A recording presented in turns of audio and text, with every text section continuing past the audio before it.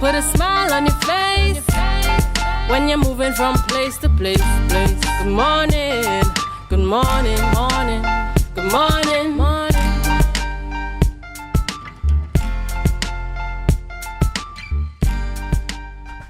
Good morning, viewers. It is 7 a.m. and welcome to the Tobago Updates morning show, coming to you here live from the Port Mall in Scarborough, Tobago. As we continue to give God thanks for life, I am Julian Skeet, and it is indeed my pleasure to be welcoming each and every one of you, those joining us right here in Tobago, those of you across in Trinidad, the Caribbean region, and in fact the world at large, all our viewers there on the outside. We want to thank you very much for continuing to choose the Tobago Updates morning show. Indeed, indeed. What a beautiful day it is. Thursday, the 14th of March, 2024. And as expected, we seem to be getting fully, if we are not seen as already, in that election mode. Yet another scandal being put out there. The accusations being laid. The indications by those in authority indicated he who alleges must prove and provide the relevant evidence and support accordingly. Very interesting developments are coming forth. Accusations as it relates to an Integrity Commission letter. Similarly at that, whether it is real or whether it is fake. Also the indications and the allegations by way of screenshots are coming forward, putting forward and suggesting and making certain allegations. Very interesting developments, but most certainly we look forward to the information. Of course, the minority has put forward the concerns. Certainly, we anticipate that we will hear from and continue to hear from the minority in relation to these concerns and allegations being raised.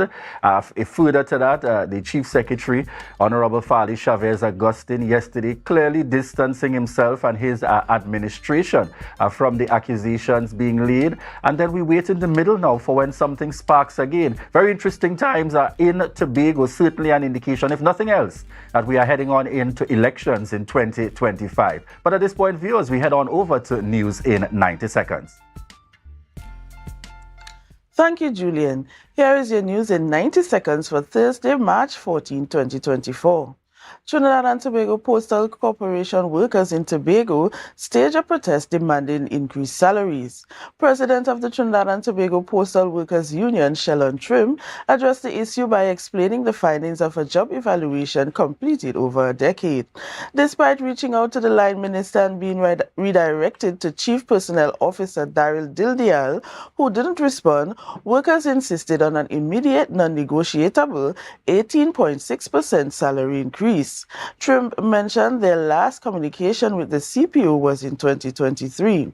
Around 1,800 current and former workers were impacted, and their subsequent action depend on the results of those responsible for salary adjustments. Director of Tobago Emergency Management Agency, Alan Stewart, reported that the cleanup along the coast of Scarborough and Lambo is progressing well. However, he noted a major concern regarding salvaging the Gulfstream vessel. Stewart explained that the operations were to be scaled back in certain areas and demobilized with a focus on managing the event from the Emergency Operations Center.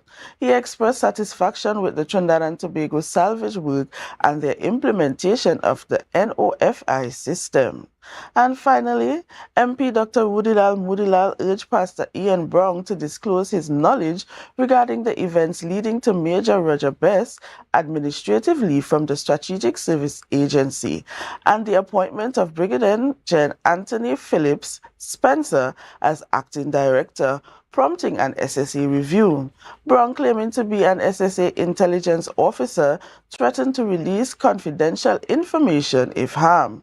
Munilal emphasized the need for Brown's revelation, citing the Prime Minister's silence. He also advocated sanctuary for Brown and urged Police Commissioner Erla Harewood Christopher to provide insights.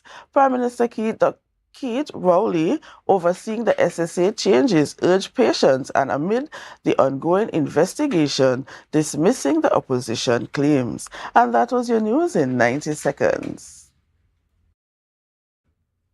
Thank you there, Biana, bringing us those highlights. And Biana, I could not help, quite naturally, as I heard the news, to be naturally thinking in my head the songs and I dare say the chants of yesterday's protest. Pressure.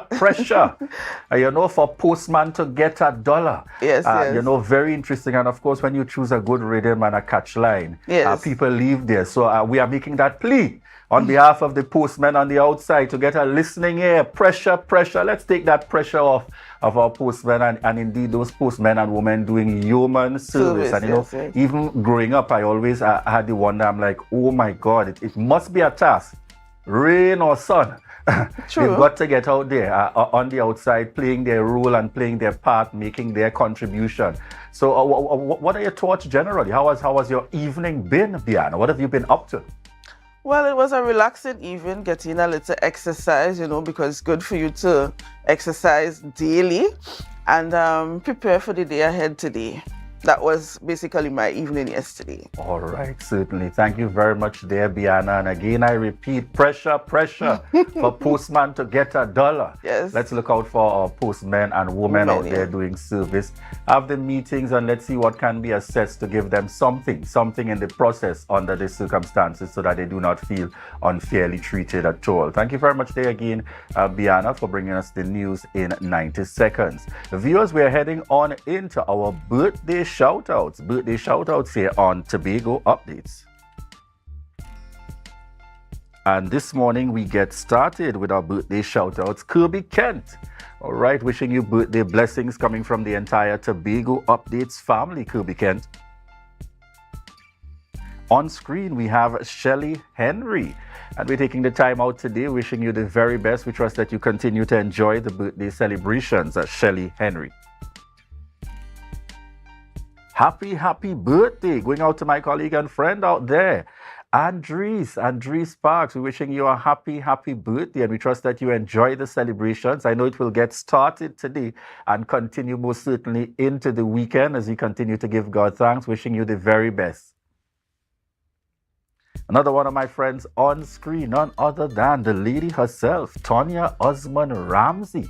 I'm sure you know her as an ardent, very faithful supporter of Cats and Jammers out of Black Rock there, wishing Tonya Osman Ramsey a very happy birthday, coming from the entire Tobago Updates family. And this greeting is also coming from your friend Patricia Nicholson. All right, and we have on screen Councillor Sertica Orr Williams. She's the lady in black here today. She is celebrating her birthday, and we want to take the opportunity to wish her a happy birthday, coming from the entire Tobago Updates family. Councillor Sertica Orr Williams. Oh, sorry, that's Sertica Williams Orr. All right, I got it right now. I got it right now in the mix. And we also want to send a birthday shout out this morning, going out to Arnold Ruiz. And this is coming from, his 4 children, Melissa, Rachel, Sean, and Shaquille. And he's celebrating his 66th birthday.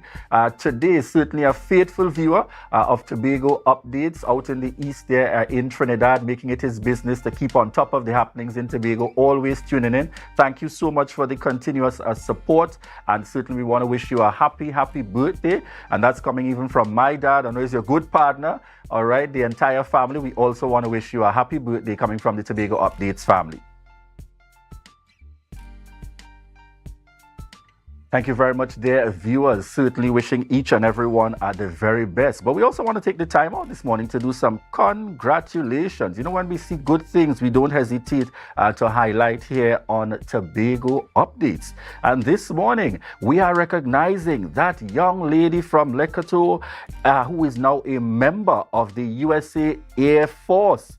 Congratulations and best wishes on behalf of Tobago Updates. Yes, folks, it's none other than Kayla Edwards out of Lekoto. We certainly want to take the opportunity to wish you the very, very best and the continued blessings, and we trust that you will take that Tobago excellence and Tobago love far and wide, as you are now a member of the U.S. Air Force. Congratulations indeed, coming from all of us here at Tobago Updates.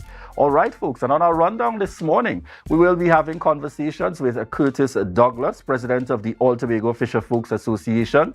We'll also be hearing from Rodney Pigott, advisor to the Tobago Council of Elders, as we speak to remembering Reginald Dumas. And this morning we'll also be chatting with Marilyn Hunt, manager and director of Easel Events and Artistry, and Crystal Simpson, planning assistant and events coordinator, as we speak about the Tobago Jazz Weekend 2024 and some upcoming activities that they will have at that time. So we look forward to our discussions in the rundown this morning. Viewers, we want to thank you so much for continuing to choose the Tobago Updates morning show. Quick shout outs this morning going out to Renrick Job on the live with us this morning.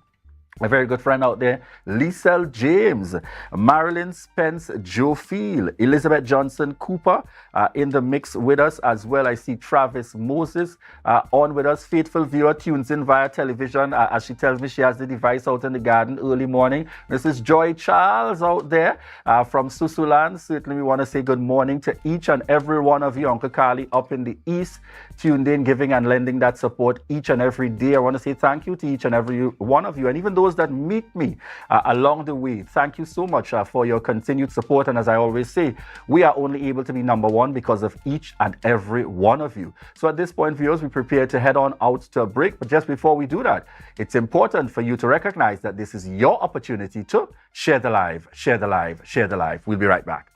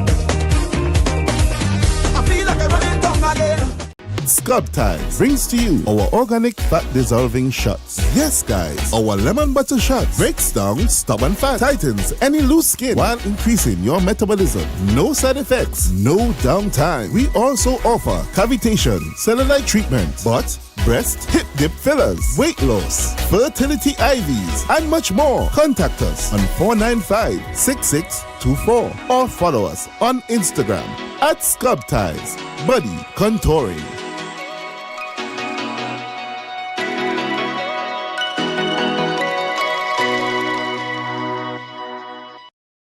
It's March Madness at Standard Distributors Limited. Get $100 back for every $1,000 you spend. Major appliance deals on Frigidaire, Hyacinth, Samsung, and more. Plus, same-day financing options available. Don't miss out. Sale ends March 31st. Standard, never beaten on quality and prices.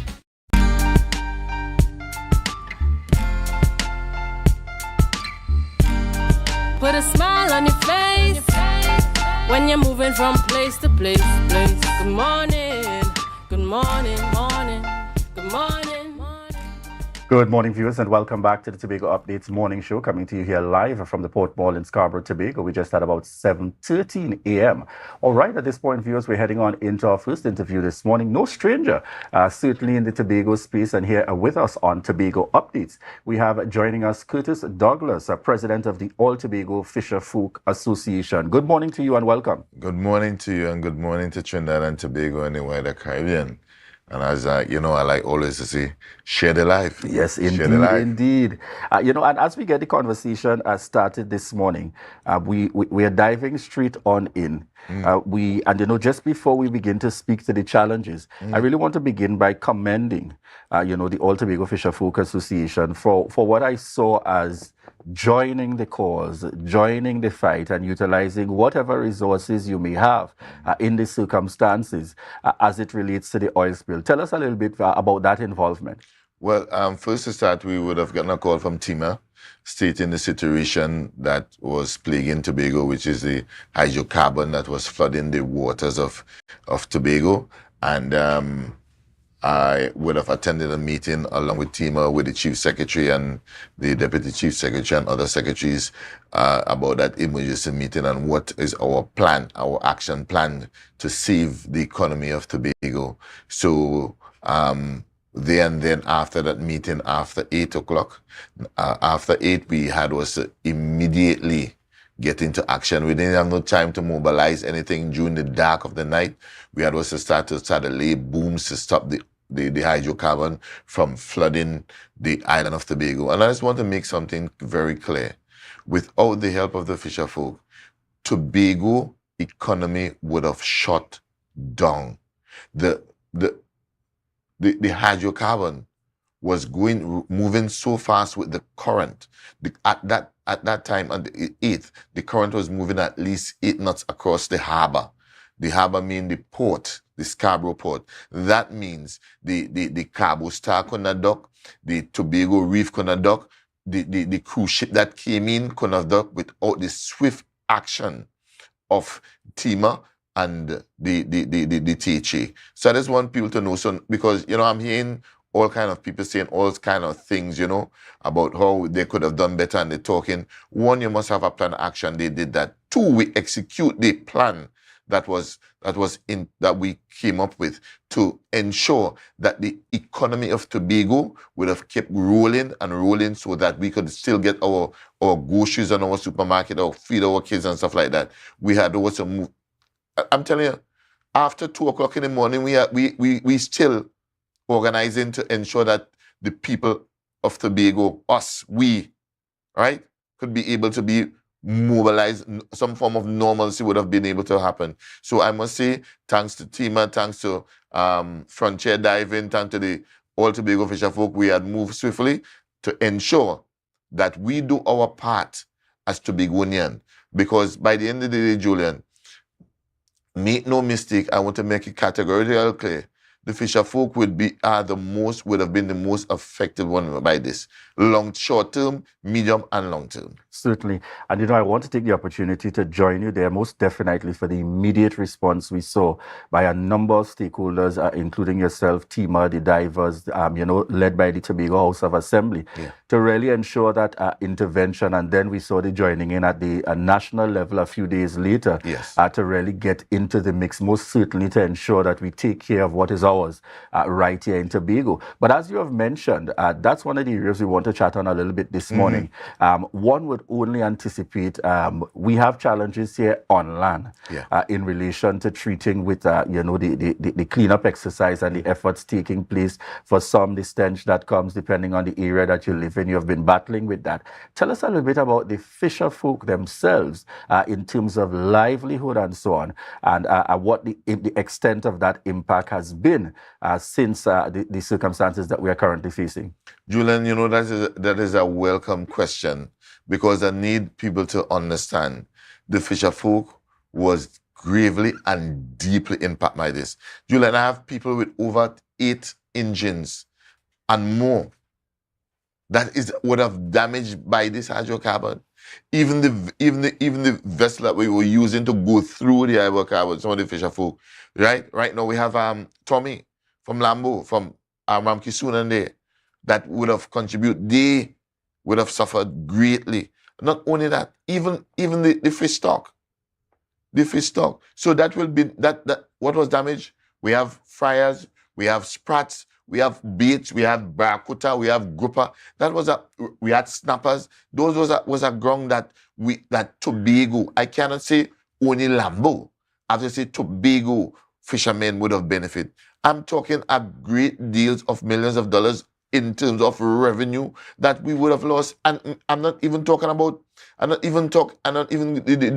downstream with the vendors who need their living. The fishing industry will widely impacted by this, right? And this was not the responsible ability of the fisher folk. We are just the people who are suffering based on the reckless behavior of reckless people, right? Hence the reason why fishermen are so tense, right? Why fishermen are so tense? We are struggling, right? Although they will get fish for Easter, this hydrocarbon, right, would have give us a great setback to the fishing industry, right? You know, some people say, why we don't put a figure to it, right? I told a man the last figure I would have thought was huge. And each day, it would have been going up. Because each day I've been getting complaint that Mr. Douglas come and check me engine. I can't go to see I run through the night I run through. I took down an engine last week, right? From Mr. Duke, Elon, both name ask your mother. When Mr. Lawrence, the mechanic, if you see him when how much hydrocarbon was coming from the engine of the foot and the head of the foot, that seizes up all the seals. So if you have an engine have a lifespan for 5 years, it boils down to 1.5, right? So these are the kind of continuous effect that the fishing industry or the fisherman that is plying his living, right? Now, I would have mentioned that the fisher folk advise them not to catch any fish around those vicinity. Yes. And they would have complied. The fisher folk have shown real unity and would have complied, right? So it's a lot that they are going through right now, because now they even have to go further, right? So when people think that is the fisher folk in Lambo alone, it's not. It's not Lambo or Scarborough alone. So tell us, have they been able to, I know it will take a little more effort, but have they been able to utilize or to make efforts in terms of fishing in other parts of Tobago this time around, while we're facing the challenges on this side of the island? Yeah. Julian, I'm glad you asked that questions as well. The fisher folk is very innovative and very clever, and they would have been going out deeper to deeper waters. Now we have guys going 60, 35, depends on what location of Tobago you're going. So now they have gone further, but even in the shallows itself, the hydrocarbon been plaguing some of them in the oil spill in the shallows. But they are going deep. They are going close to even Trinidad Toco now, right? So obviously, some of them who can go because the engine permits them to are going further to ensure that they're able to apply their trade, to put meals on the tables for their families. And even the moving of the location of the vendors, because they play a very imperial role in assisting or contributing to the sales of fish on the island. They have to be removed to the Scarborough hub. So it's a whole circle of... So just clarify for us, because again, I know it's common. Even when I have friends and family visiting, I'm going down Lambo to get my fish. Yes. Where have they relocated to? Yeah. To the Scarborough hub. Right? You could get Alvin and... So that's the food hub in Shaw Park. The food hub in Shaw Park. You get Alvin, you could get... And if you want fresh fish, clean fish, safe fish, you could go down at the Scarborough Fruit Hub, opposite the gas station, opposite the complex, and you will be able to get your snappers, get your kingfish for Easter, and you could even probably get smoked fish as well. So they are there. And they are there waiting, because you know what happens. Yes, definitely. And if I am to make the comparison to what takes place at the national level with farmers and so on, I'd have to ask the obvious question: are there talks happening as it relates to, even if not immediately, as it relates to treating with some levels of compensation for what, of course, is no fault of any specific one here in Tobago, at least I should say. I almost said it's no fault of ours, it's natural. Yes. But correction, no faults of the immediates here in Tobago who are affected, but definitely someone to be held responsible. But even in those circumstances, have there been any talks, or is there any level of anticipation with some kind of support coming through the Tobago House of Assembly or central government for our members of our fisher folk that are directly affected? Right. No, Julian, I cannot speak for the Chief Secretary. I cannot speak for the Prime Minister.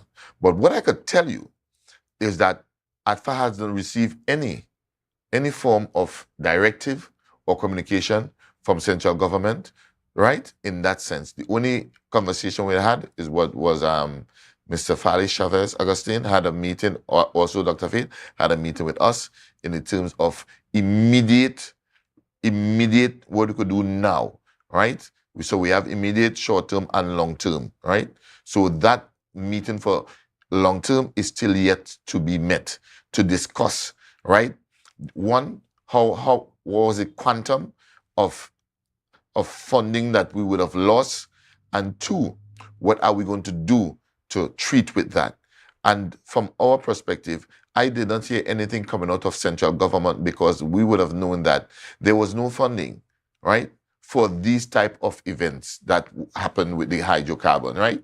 So I am surprised that the Prime Minister or Minister of Energy, Stuart Young, instead of sitting and going to this conference in Guyana and discussing how good we are in terms of natural gas and stuff, but nothing was done or put in place for the fisher folk, for a grant, one, to assist us with our engine, two, to help the fisher folk who would have lost gravely with the terms of incomes and revenue for this, and three, what are we going to put in place so that this shouldn't happen? And I was saying very quite clear, and I want to speak slowly so that the audience and the people of Tobago and Trinidad should understand.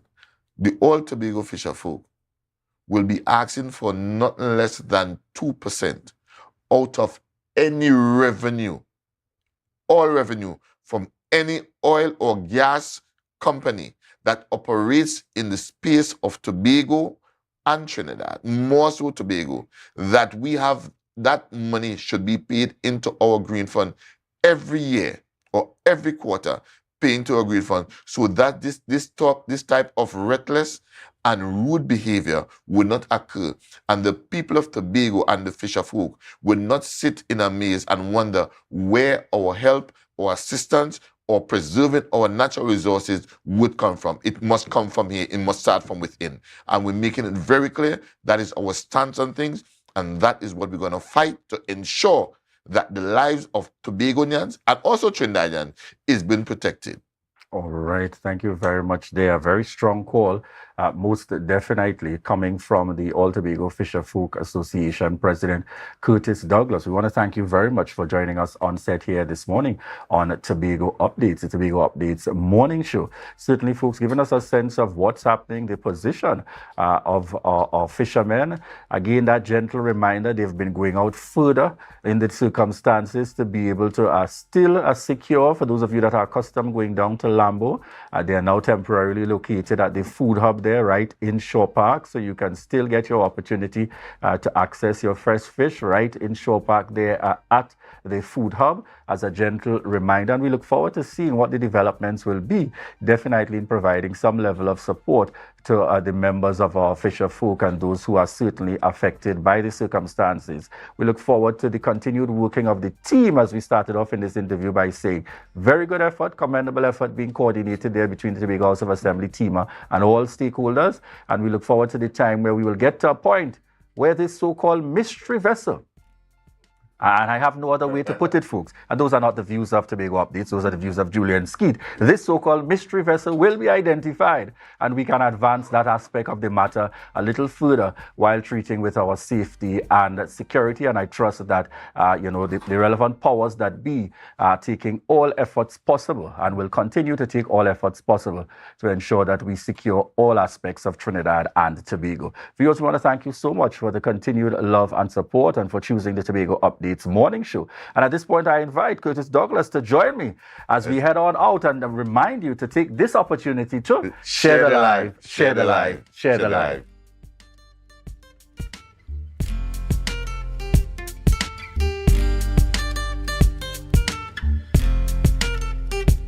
At JK Tech, we bring technology to your doorstep.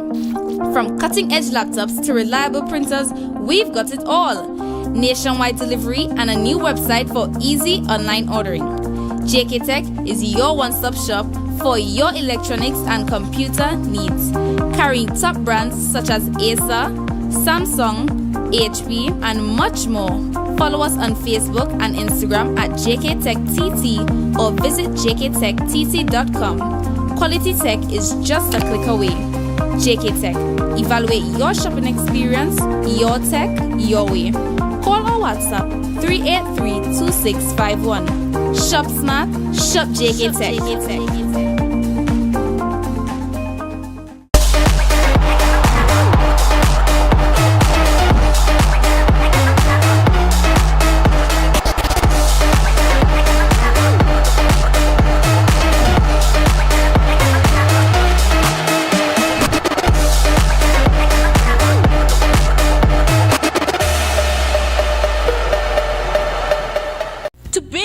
Supplies has been a leading name for over 37 years in the glass and aluminum market in Tobago. We provide an extensive range of high-quality, innovative aluminum and glass products for commercial and residential use. Competitive prices with superior and professional services by committed employees who are guided by rigid quality standards. Tobago Glass Supply specializes in the manufacture and installation of glass and aluminum products that are essential to today's homeowners and the business environment. We are engaged in marketing, sales, and installation of a variety of products. These ranges from windows and doors to necessities such as mirrors for homes and vehicles, designed and manufactured in-house or imported.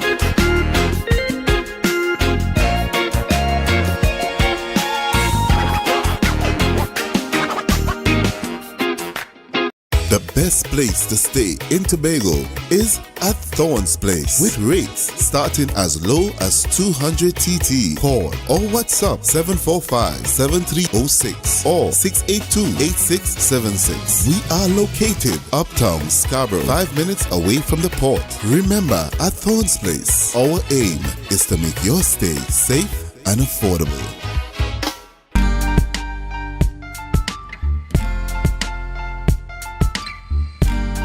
Put a smile on your face when you're moving from place to place. Good morning, good morning, morning, good morning, morning.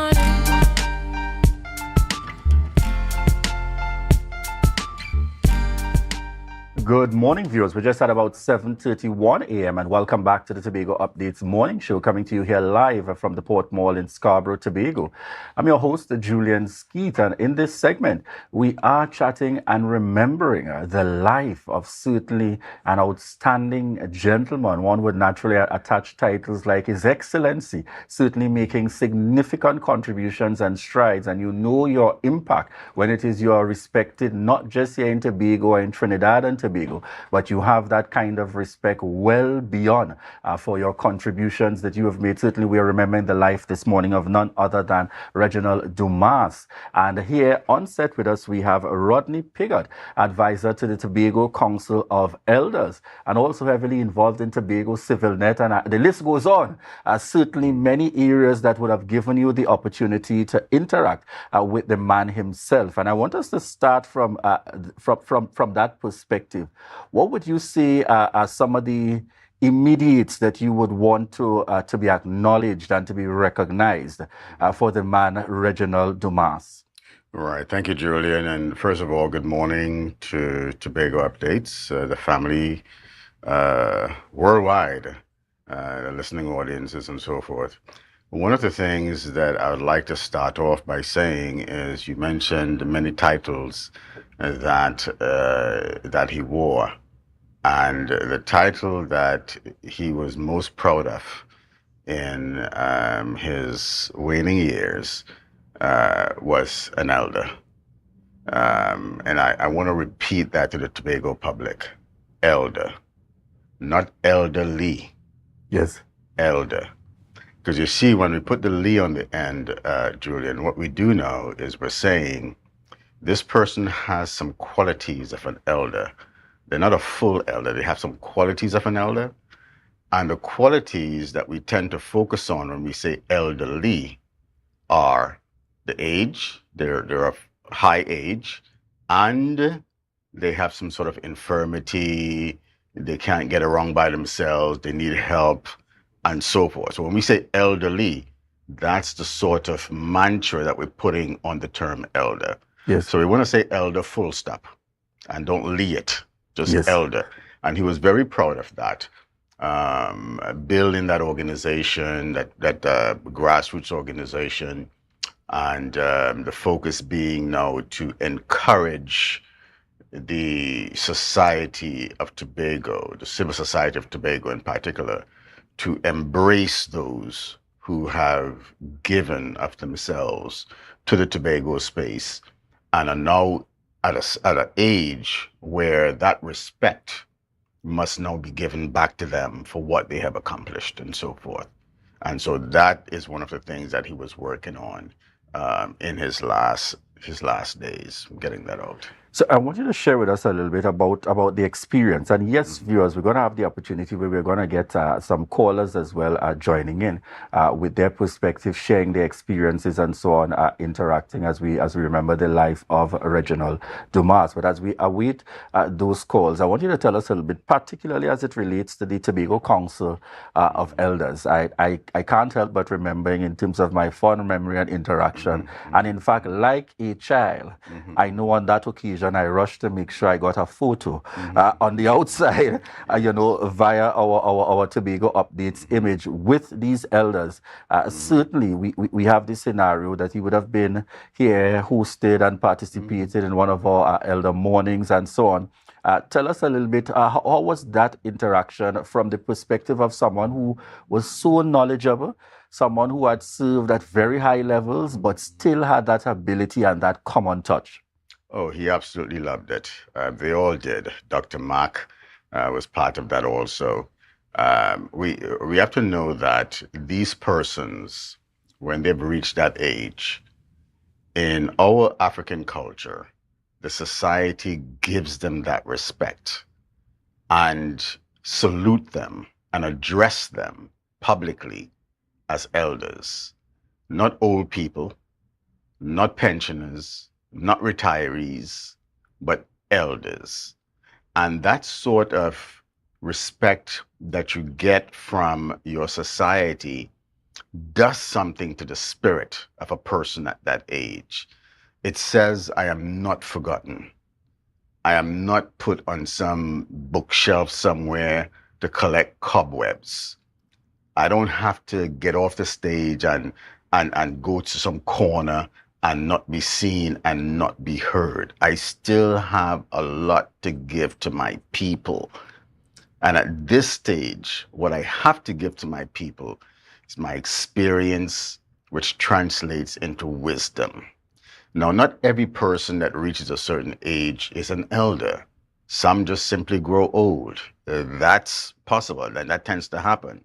But we're talking about those persons who practically all of their life, they have dedicated themselves unselfishly to serve the whole, to serve the greater public in their particular space, wherever they are. That has been their life's journey. Yes, they've made mistakes. They're not perfect people. They're human. They make mistakes and so forth, but they learn from those mistakes. They're now able to look back. They're at a vantage point in life where they're now able to see the forest for all of the trees, not just some of the trees, but all of the trees, and see where the potholes are, see the mistakes they have made, the potholes they have fell into, what they could have done to avoid those potholes. And those are the people now you want to share that with you coming up now in your journey. What if you could avoid the majority of those potholes? What if, as a society, we didn't have to make those mistakes that were made in the past? Where would we be today? This is why in African culture of old, before we encountered the Arabs and the Europeans and so forth, our governance structure was one of council of elders advising what we would call the chief or the king. This wasn't just someone out there by themselves. That person was surrounded by a council of elders advising them. This is what the people looked to. So when the people looked to the governance structure, they just didn't look to one person. They looked to that person surrounded by a council. So the confidence they had in that person was basically the confidence they had in that council. They know that when this person opened their mouth, is because they were advised by elders on how to comport themselves, what to say, how to say it, and so forth and so forth. You understand? Yes. And so this is what the Council of Elders here in Tobago formed themselves, and this is what they wanted to accomplish in our space, to get that across to the people, first of all, to look at us differently, right? We can now begin to close this gap between the generations, the youth and the elders, because the elders are seeking now to pass the baton of the culture back to the youth coming up behind them. And what the youth ought to be doing in any given society is doing what, Julian? reaching for the baton. Definitely. It's one thing to pass the baton back, but if there's nobody there and the youth is there with their hands behind their back, I ain't taking nothing from you. It's a wasted effort on the part of the elders trying to pass a baton back. It has to be a synergistic sort of action. I'm passing the baton, you're reaching for it. To be able to reach out in that regard. Again, we want to remind our viewers that the phone lines are open, 284-6597. That's 284-6597. And this is one of those rare occasions, most certainly, within the short time that we have, that we certainly want to give an opportunity for those on the outside to feel free to call in and to connect and to share your views as we remember Reginald Dumas. Remember, and I just pulled up just a few things in the very long list. A distinguished former diplomat and head of the public service, known in that regard, of course, as Mr. Pigott identified, a member of the Tobago Council of Elders right here in this space, and certainly the accolades go on because he has been known as a political analyst, giving his perspective without fear or favor here in Trinidad and Tobago, respected as a diplomat. Again, a great orator, as some would describe him most definitely. We also see notably here a visiting fellow at Queen Elizabeth's House, Oxford. That's back in 1979 and 1980. He was posted to the civil service between 1959 and 1962, becoming a junior diplomat at the Trinidad and Tobago's embassy in Washington. Extensive diplomatic background as an ambassador to the United States and the Trinidad and Tobago's permanent representative to the Organization of the American States, 1987 to 1988. And between 1985 to 1987, he would have served as High Commissioner to Barbados and the Eastern Caribbean. The accolades go on, appointment as High Commissioner to Canada over the period 1980 to 1984, where he served as Commissioner to India, who concurrent accreditation to Sri Lanka, Singapore, Indonesia, and Japan, even before I was born. But most certainly, when you look at the history of this gentleman and coming to a point where he'd be able to come and still settle and connect, very, very impressive indeed. Yes. We've got a caller on the line. Good morning to you, caller. Edmund home. No music.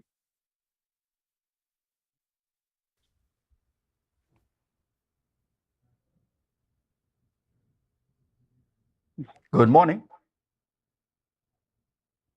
All right, we seem to be having a little technical difficulties. Good morning to you, caller.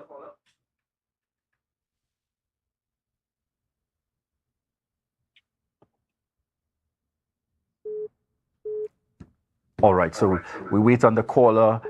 Feel free to try again. It's 284-6597, 284-6597. We're remembering the life of Reginald Dumas, certainly significant contributor here in Trinidad and Tobago.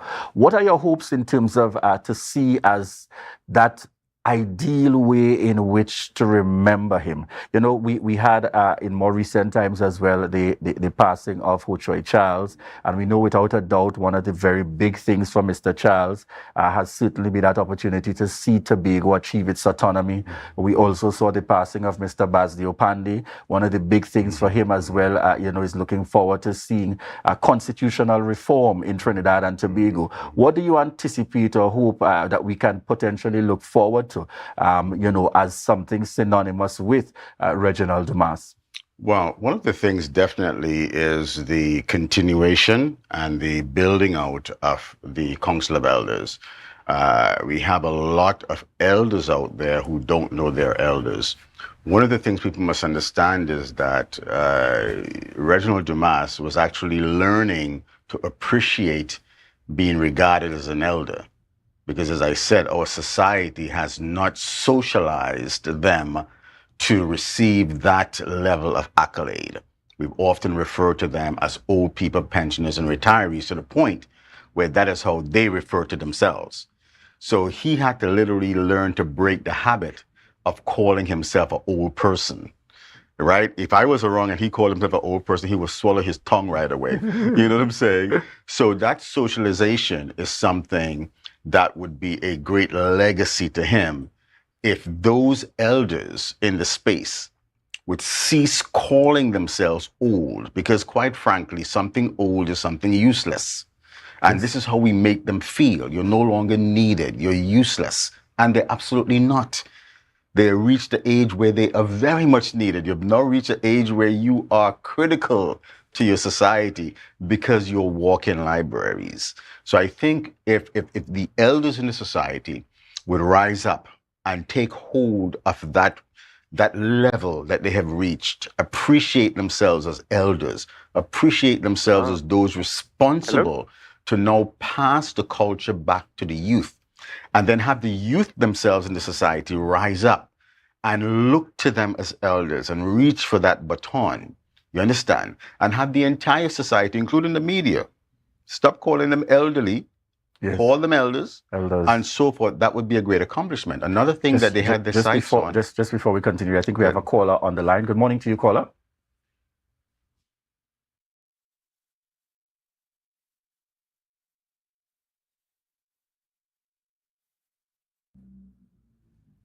Yes, good morning, caller.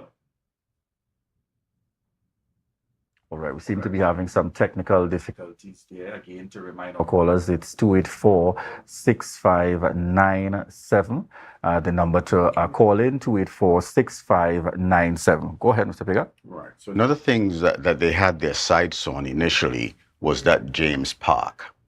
They felt that could be actually configured as an iconic area where all of our warriors, so to speak, can be displayed there. You have a bust of them or something that, they could occupy that space. And that space now could become now a functional space for the community to now go there and hear lectures, outdoor lectures and things of that nature in that particular space. So that space now has a sense of reverence to it. It's sanctioned as a place of reverence and so forth. That's something that they had in mind for that space. He was also an author. Yes, he's an author of several books, and as you stated, Julian, he was humble in that he loved the youth. When the Elder Council first started up, we had several discussion meetings with youth, and we had several at the library. And he insisted, him and Dr. Mack insisted that the chairs be put in a circle, right? So that it doesn't become a talk down to them sort of thing, but a circle where the youth and the elders sat in a circle and had serious conversations. And we had 3 of those that went very, very well. They also met with those that were at the age of like 7.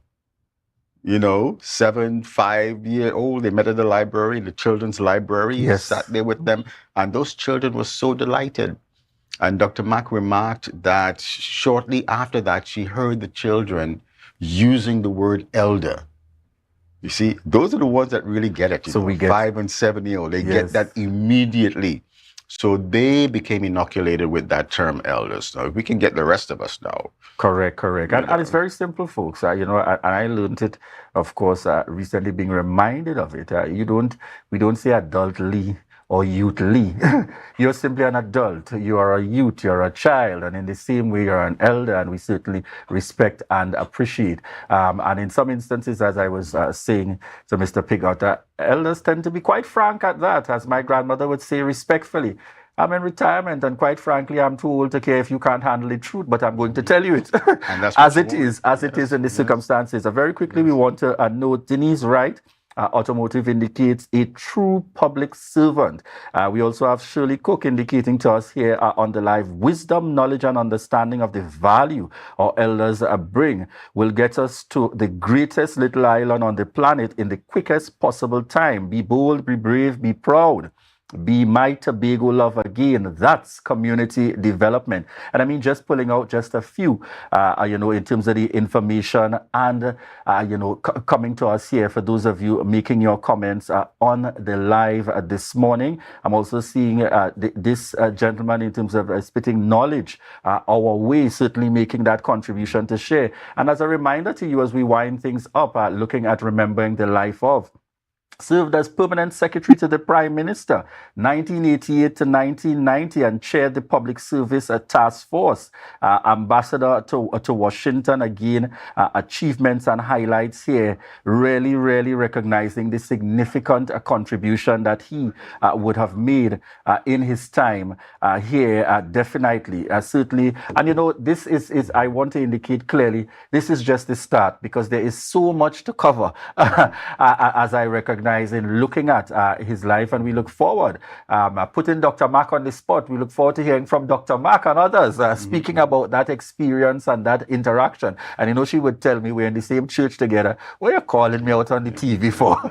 But certainly we want to get that opportunity to hear from you as we continue to celebrate the life of none other than Reginald Dumas, indeed making a significant contribution, an elder par excellence, recognized for his contribution, and certainly in many ways, without believing it, folks, these elders have paved ways that ultimately roads that we can drive on comfortably now, not recognizing that they may have very well started off as tracks or no road at all, allowing for us to be able to move along pathways and so on in life. And we want to say definitely thank you. Thank you very much again, Mr. Rodney Pigott, advisor to the Tobago Council of Elders, as we wrap this morning's interview. Very quickly as we close. Right. So we want to let people know that the body can be viewed at Belgrave's on Friday between 2 and 4 p.m.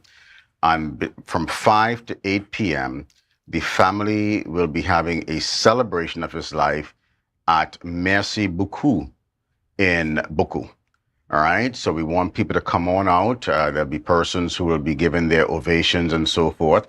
And this will be our opportunity now to do a physical embracing of the family, sharing the love and appreciation we have for this fine elder. Definitely. Again, sharing stories. 1998, he became the co-founder of Trinidad and Tobago Transparency Institute and national chapter of Transparency International. 2004, amidst Haiti's escalating crisis, he was also involved in providing support. Their National Security General appointed Dumas as the special advisor on Haiti. Certainly someone we continue to respect and regard the significant contributions. Thank you once again indeed. Viewers, as we prepare to head on out to a break, we want to remind you that this is your opportunity to share the live, share the live, share the live.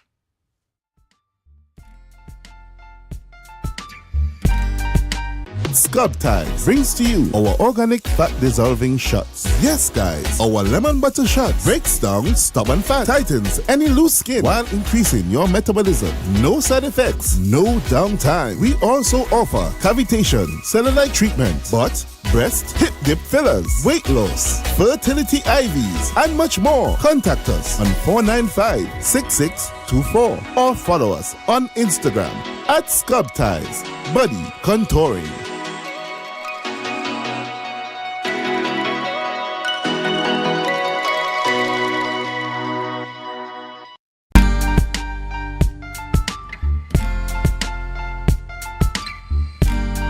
Put a smile on your face when you're moving from place to place.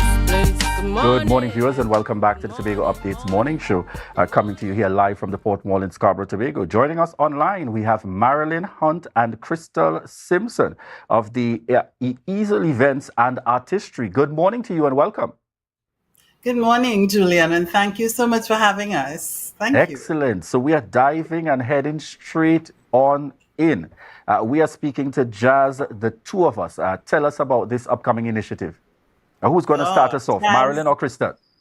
Marilyn, she'll start us off this morning. Go ahead, Marilyn. Okay, Jazz, the two of us has been we're celebrating 100 years of jazz. We wanted to add some authenticity to the whole jazz landscape, authentic jazz. We love coming up for jazz every year. We enjoy jazz in Tobago, but it's always been jazz with a little R&B, jazz with a little soca. We wanted something authentic, and it sent us into a whole area of research. And we have realized that we want to celebrate the Roaring 20s. So jazz from the Roaring 20s to the 2020s. That's what our show is about. Excellent. We call it Jazz, the two of us, because we're also linking jazz. It's about linkages, jazz with creative arts. We wanted to create a space that will allow our attendees to embrace both creative forms, both art and music. And we want to debunk that whole belief that jazz is something lofty and unattainable. So we want everybody to participate, be part of the art, be part of the jazz. It's going to be a fabulous, unique show. I promise. Excellent. Crystal, tell us very quickly, when is this taking place? Where is it happening? Why is it a must-attend event? Where can people get tickets? All right, so it is on Thursday, the 25th of April, and persons could get it is taking place at Beverly's Oasis Suites in Lowlands, Tobago. And one of the reasons why we chose that place as well is for us to create that intimate experience for the patrons to be able to really come and enjoy the experience that we want them to feel and to create. Tickets could be purchased from this weekend at Beverly's Oasis Suites, and also they can contact any of the committee members, Marilyn, Hunt, Timothy, Maloney, or myself, at the numbers. We would have them on the screen somewhere, or Yes. even if, and Yes. they could contact us for tickets as well. All right. Any sneak peeks into the artists? Oh, Hi. definitely. Yes, we can give you a sneak peek. There's one or two. We're still under contract with a couple of them, so we're not going to release all the names. But Theron Shaw, a world-renowned Trinidadian-based jazz guitarist, is going to be the person responsible for all the music. He's accompanying all the artists. He's also going to be playing on the set, which is a blessing to us.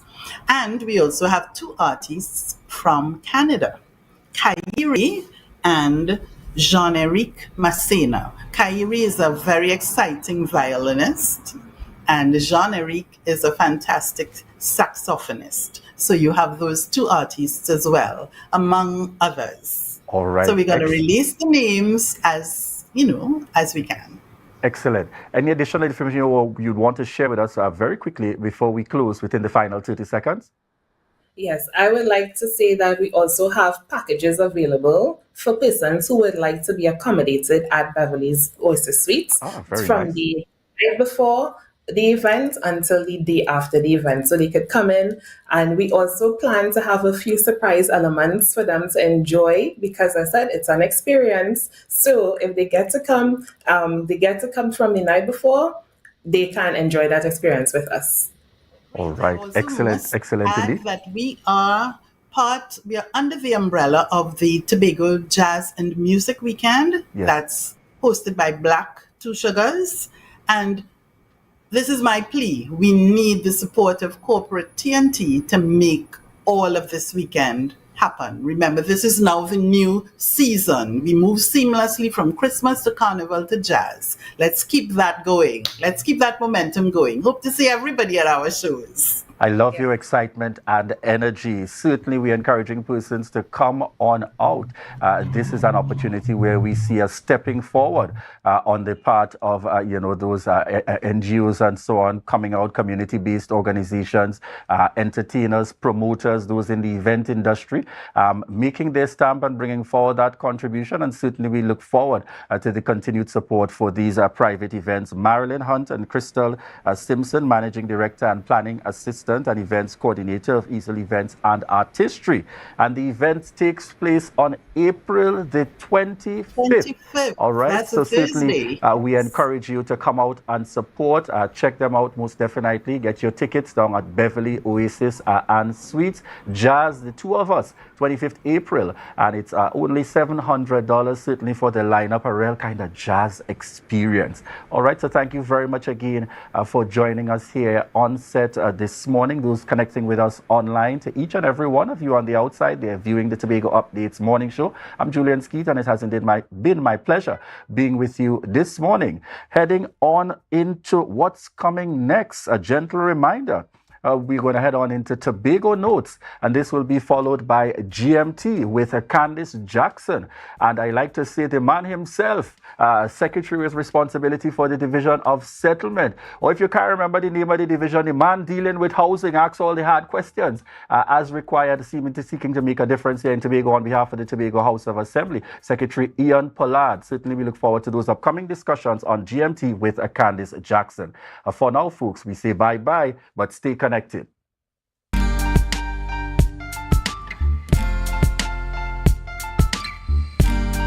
Put a smile on your face when you're moving from place to place. Good morning, good morning, morning, good morning.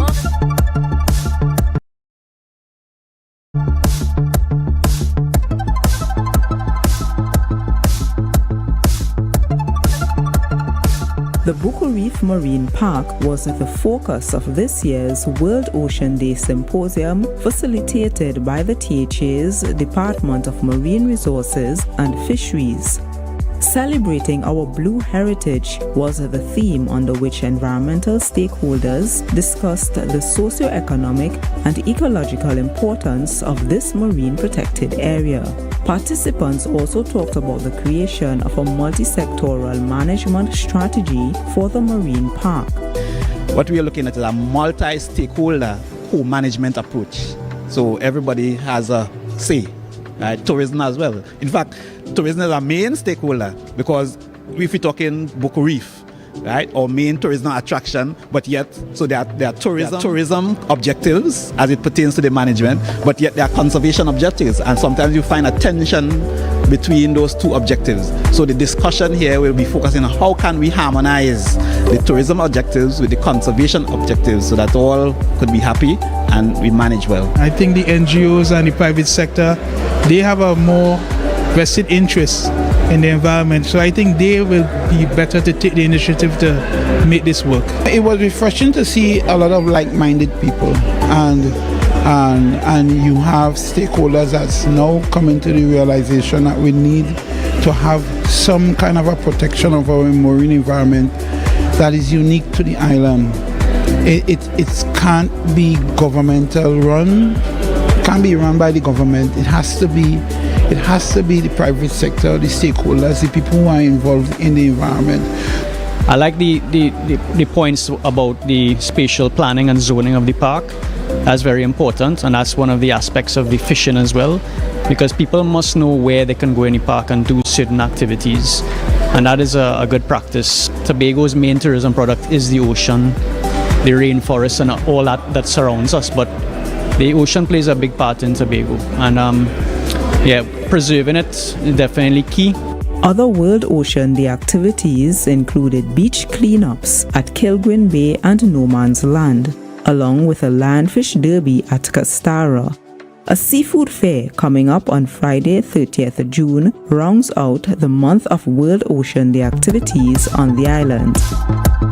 That was a production of the Department of Information, Office of the Chief Secretary, Tobago House of Assembly.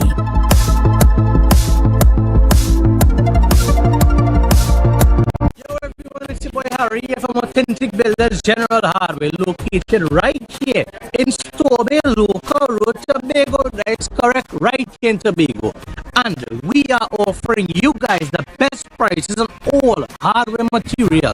And if you would like to get your free quotation done, all you have to do is WhatsApp us at 272-1990, and we will give you guys the best prices on all hardware material.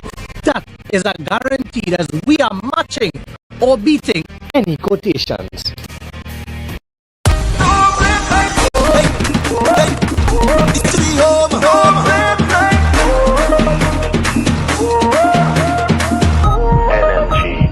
Make me down in the band, we come out of running tongue, hey, running tongue again, run down way, running tongue again, come on way, running tongue again, running tongue.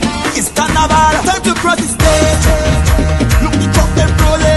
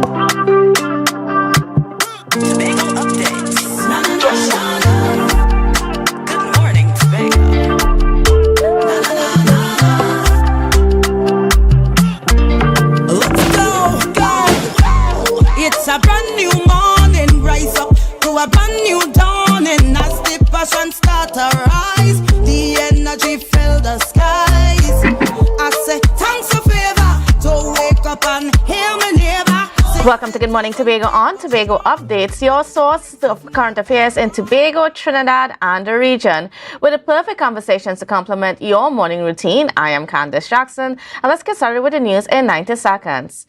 Trinidad and Tobago Postal Corporation workers in Tobago staged a protest demanded increased salaries. President of the Trinidad and Tobago Postal Workers Union, Sheldon Trim, addressed the issue by explaining the findings of a job evaluation completed over a decade. Despite reaching out to the line minister and being redirected to the Chief Personnel Officer, Daryl Dindial, who did not respond, workers insisted on immediate, non-negotiable 18.6% salary increase. Trim mentioned that their last communication with the CPO was in 2023. Around 1,800 current and former workers were impacted, and their subsequent actions depend on the response for those responsible for salary adjustments. Up next, the director of the Tobago Emergency Management Agency, Tima Allen Stewart, reported that the cleanup along the coast of Scarborough and Lambo is progressing well. However, he noted the major concern regarding salvaging the Gulf Stream vessel. Stewart explained that the operations were to be scaled back in certain areas and demobilized, with a focus on managing the event from the Emergency Operations Center. He expressed satisfaction with TNT Salvage's work and their implementation of the NOFI system. And finally, MP Dr. Rudolph Mudilal urged Pastor Ian Brown to disclose his knowledge regarding the events leading to the Major Roger Best administrative leave from the Strategic Services Agency, the SSA, and the appointment of Brigadier General Anthony Philip Spencer as acting director, prompting an SSA review. Brown, claiming to be an SSA intelligence officer, threatened to release confidential information if harmed. Mulilal emphasized the need for Brown's revelation, citing the Prime Minister's silence. He also advocated sanctuary for Brown and urged the Police Commissioner earlier, Herod Christopher, to provide insights. Prime Minister Dr. Keith Rowley, overseeing the SSA changes, urged patience amid ongoing investigations, dismissing the opposition's claims. And that was the news in 90 seconds. And viewers, for this morning on GMT, I'm going to be joined for the entire morning by the Secretary of Settlements, Public Utilities and Rural Development, Mr. Ian Palat. So a special good morning and welcome to you, Mr. Palat. How are you doing this morning? I'm fine, Candice, and good morning. Good morning to your viewing public. Good morning to the constituents of Mason Mariah and the worldwide, on the World Wide Web. All right, great to have you this morning. So I'm going to get into, first of all, just dealing with the utilities part, because of course, public utilities is under your portfolio, even though a lot of it is controlled by the central government. I want to get from you, what's been the relationship like, especially with the line minister, Minister Marvin Gonzalez, in terms of, working together to address utilities issues that are within the island? There are no relationship between Mr. Gonzalez and I. We have never meted out to each other. I mean, I only got the first invitation when they were doing the pipeline, and then they said they sent me a second email, which I didn't receive, about the change of date. And then when his recent visit to open the booster station in my constituency, there were no invitations. So there's no communication. I usually communicate with Mr. Brian Williams and the technical staff in Tobago. We usually have meetings, but there's no communication between Mr. Gonzalez and I. And I must say that the attitude and behavior of Mr. Gonzalez is very disrespectful to the Tobago House of Assembly, from the Chief Secretary come down to all the secretaries and assistant secretary, because Secretary George is the person overseeing public utilities from the division standpoint, but he didn't even receive an invitation also. So it is gross disrespect, but that is nothing new from the PNM. And just in general, do you have any communication even with the ministry in terms of whatever is happening under the scope of public utilities? No, because to me, some persons in Trinidad are not aware that this is a line item under the 5th schedule, public utilities in Tobago, and they must have collaboration. But he said that he's going to have better collaboration going forward. That's the first meeting we had with the Chief Secretary, but we have seen that he has fallen back on his word. So we're hoping that we're going to get, that's going to improve. But Candice, the most important thing to me is that once people of Tobago receive the service, Because I remember when the PP government was in office, there was a hue and cry for ministers to come to Tobago to open anything in Tobago. You couldn't come and do it. There was this barrage, these people expressing themselves that you're not supposed to come and do it, and now they are coming and do it. But once it is to benefit Tobago, because we are 200 years behind Trinidad. From 1962 to now, since we gained our independence, we are almost 200 years behind Tobago, Trinidad in development. So once it's going to improve the lives of Tobagonians, I'm all for it. Great. So how does this lack of a relationship affect your ability to execute your duties where public utilities are concerned? Well, like I said, I have a very good relationship with Mr. Brian Williams, who is the manager of Tobago Affairs. For WASA and his technical team. I have a better relationship with TNTech because we always have meeting with Mr. Giles, Mr. McCarty. And so we on the upper level team of the TNTech, but we usually have meeting with them on a regular basis. So there's a better relationship with the personnel at TNTech. Now, in this dry season, are you monitoring what's been going on with the water supply? Yes, and it's always a problem, and I'm wondering why, because I've always had conversation with Brian that we need to start to desilt some of the rivers. The rivers they need desilting at this point in time, and we have to, the measures that they're putting that you can't use a garden hose because we have the water levels dropping every dry season. Because I'm the one getting all the complaints, because as soon as the constituents are out of water, they call, I haven't got received water for a week, you haven't done this. So we really have to do something after 62 years of being independent. We have to do something where the water situation is concerned in Tobago, or in Trinidad and Tobago. And are you also monitoring, what's been happening with the electricity and the data connectivity? What from your perspective, how are we in terms of those utilities? Well, like I said, Secretary George is in charge of the public utility sector. But in my early meetings with who was the general manager, I can't remember, Mr. Ramsuk, I know in a meeting we had discussed that Tobago, we are overproducing electricity. So there were talks of even shipping it out to Trinidad or the Caribbean islands. So we shouldn't have any problem where electricity supply is concerned. But it's just that sometime of implementing the works, because like we have paid for electrification of some places in Tobago, replacing of streetlights. And the sad part of it, Candace and Tobago, is that these works are scheduled, given the go-ahead from Trinidad. So we have paid those money before the end of the financial year last year. And some of these places have not received the electrification or change of streetlights. So we are asking Tobagonians to bear patience with us. It's not that we are not doing our part of it, but it's just the system that we operate under. Tell me about those areas that you have been trying to get lit in Tobago. Well, I've just had a meeting with Mr. Giles and his team about 2 or 3 weeks ago. There's we wanted on the Lecato Road, Annesville Road, there's the former regime, they put down solar lights. But I'm going to say it here public now. From the Wassa pump station to where my family owns property in Annesville, I paid $120,000 to put electricity on the roadway. And then they came after and put solar lights 5 feet away from an electric pole. That's a waste of resources, because eventually these roads would have to be lit.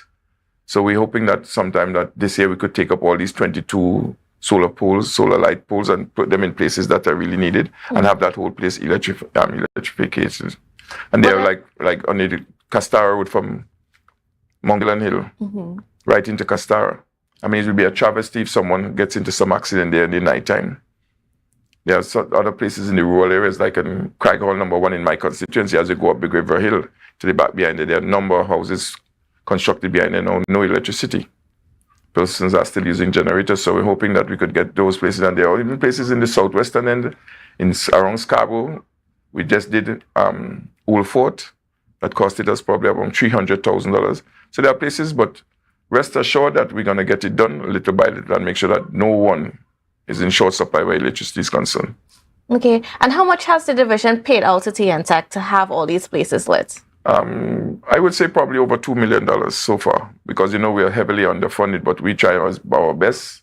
The coordinator of the division of that unit, she is always in contact, and we always try to get the job done. As people send in requests, we send them, but it's when the next shipment, when I spoke to Mr. Giles, the next shipment of poles and things coming to Tobago will be in April. So we just have to wait until that time, but money has been expended already to cover all these costs. And I also want to talk a little bit about data in Tobago, because of course that remains a challenge, and we're at the age where we are very much dependent on data connectivity in the same way that we are dependent on electricity. What's been happening with that concern? What insights can you tell us about making sure that some of the areas that are a little bit harder to reach can get connected? Well, I know I had discussion with TSTT and Digicel probably in 2022, and we're talking about Y-zone areas in various communities that you have Y-zone areas, you have free Wi-Fi. But you know, it's appalling that even when you're driving on the highway, when you reach Light and Life, it's a dead zone. When you're on the Lambo or the Milford Road, that's a dead zone as you're going on there. So I think Digicel just we gave them permission to bring on some cable at Petit Trou, which will improve the service. So we're hoping that at least they could improve and provide the necessary services that are required. Even like there's a place in Mongrace, in the back of Mongrace there, Google Patch.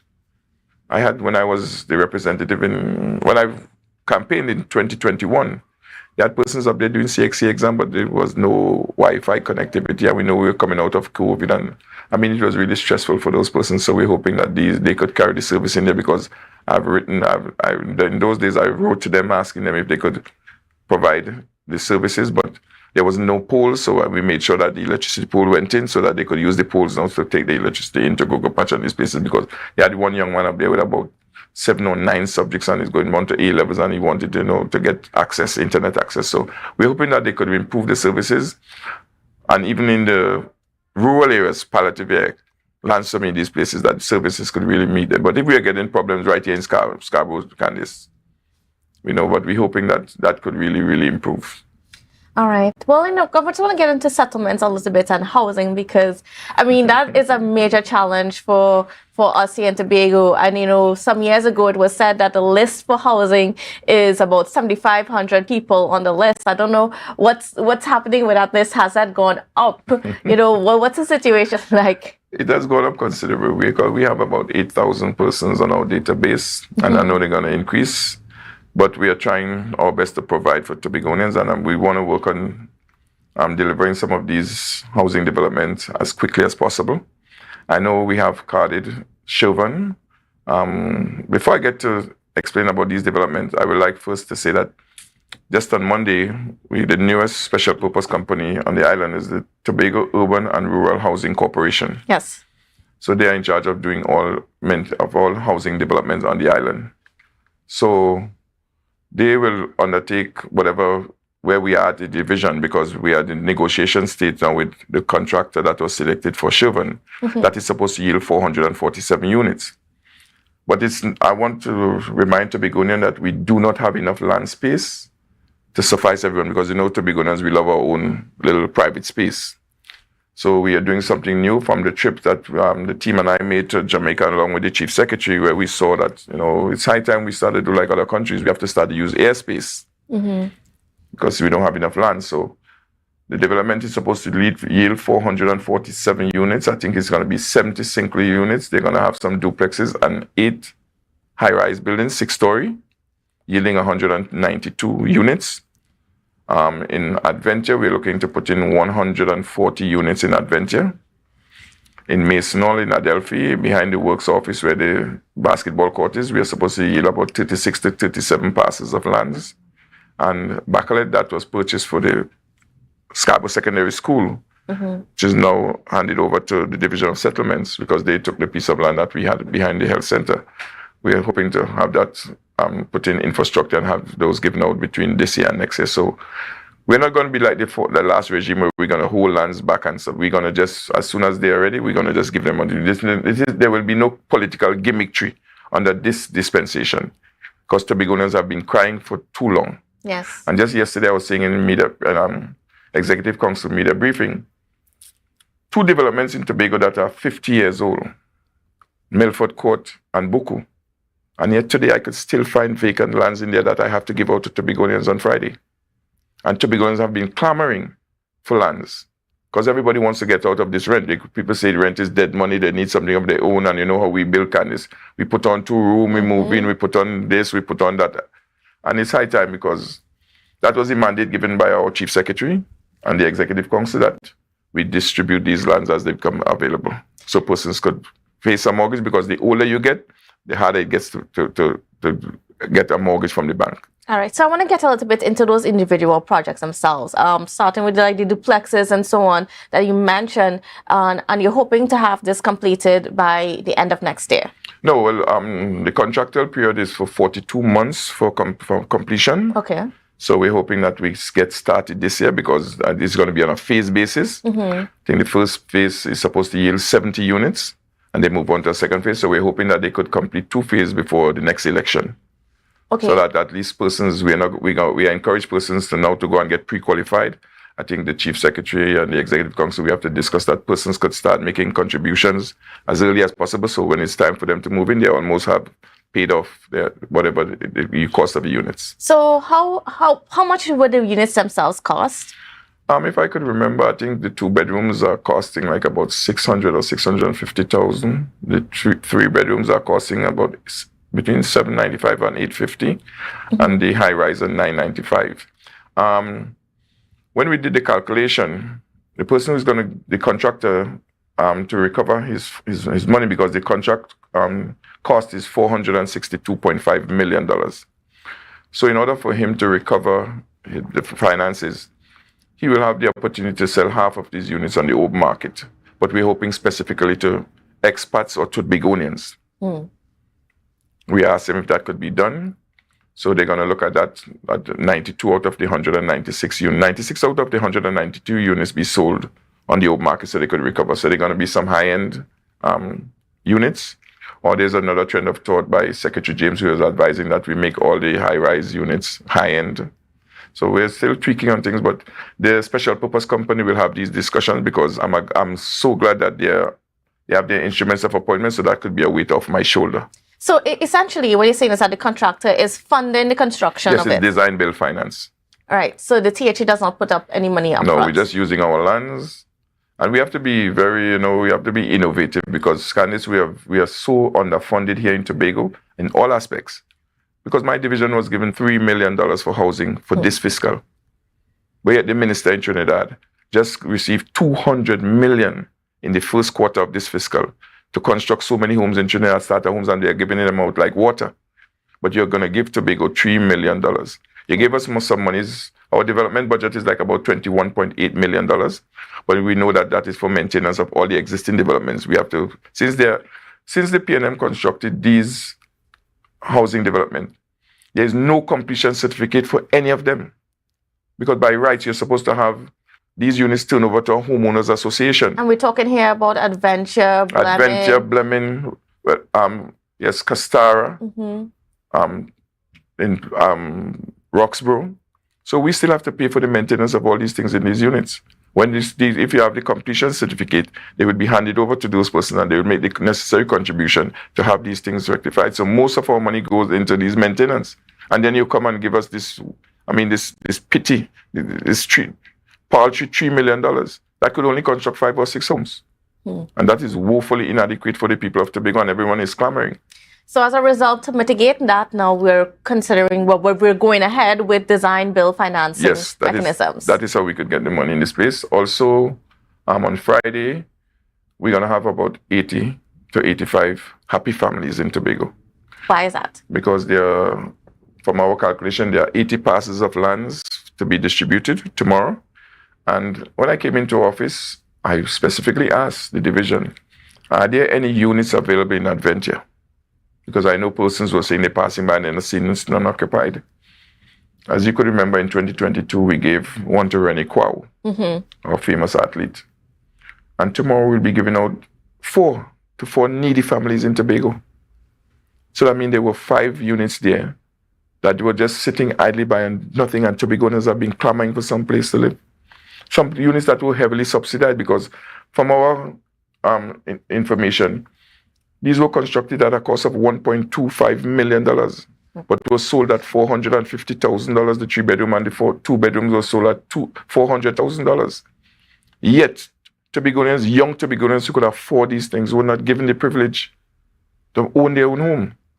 And under my watch, every parcel of land will be given out. Every unit will be given out. As soon as they become available, everyone will be given out.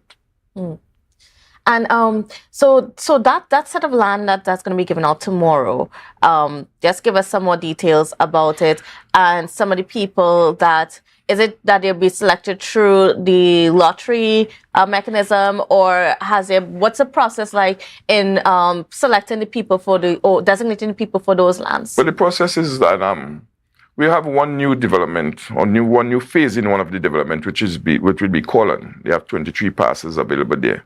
So there will be a draw for Colon. I'm still ironing out with the Chief Secretary and the Executive Council.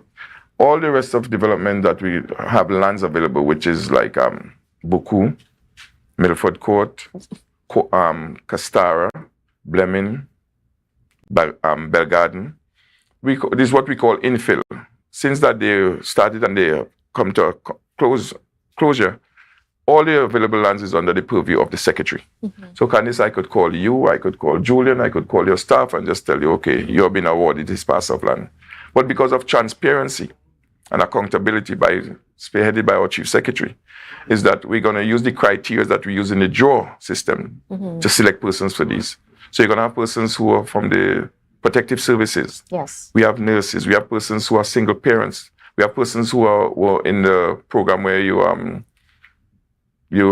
through FCB Bank, young homeowners. We're going to make sure that we're going to make some calls today who are still interested and make sure that some of them are selected to receive these parcels of land.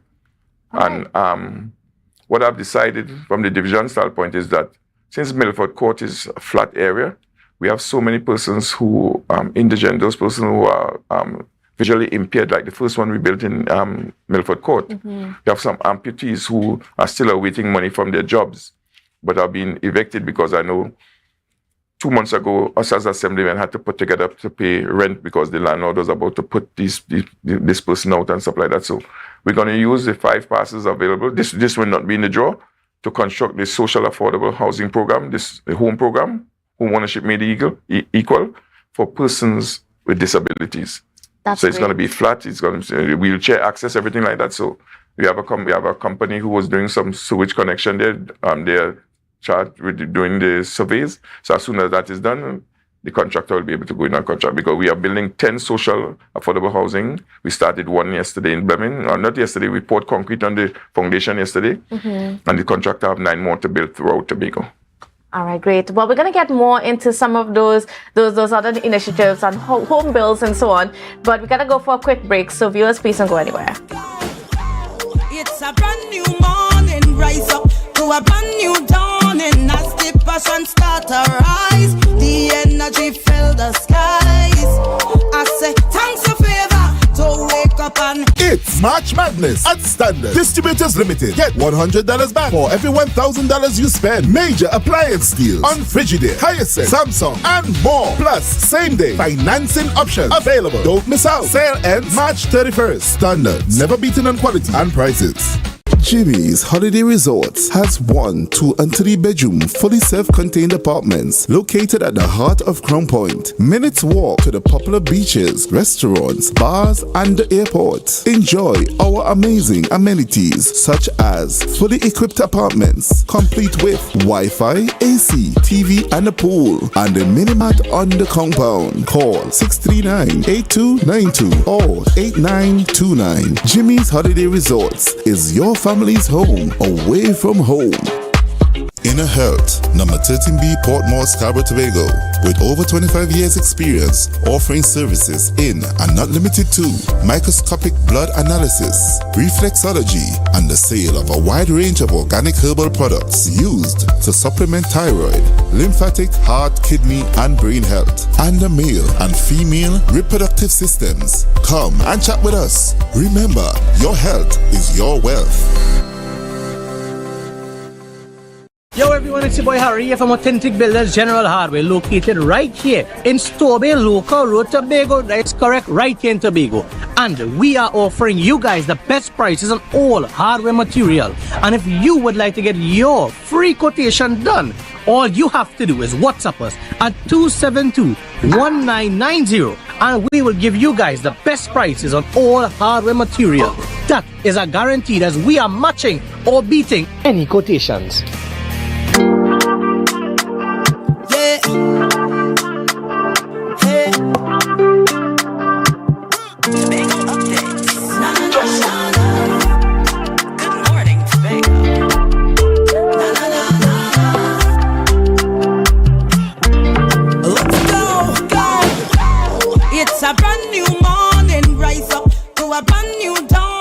back to Good Morning Tobago on Tobago Updates. Viewers, we are continuing our conversations this morning with the Secretary of Settlements, Public Utilities and Urban Renewal and Urban Development. Rural Development. Sorry. Rural.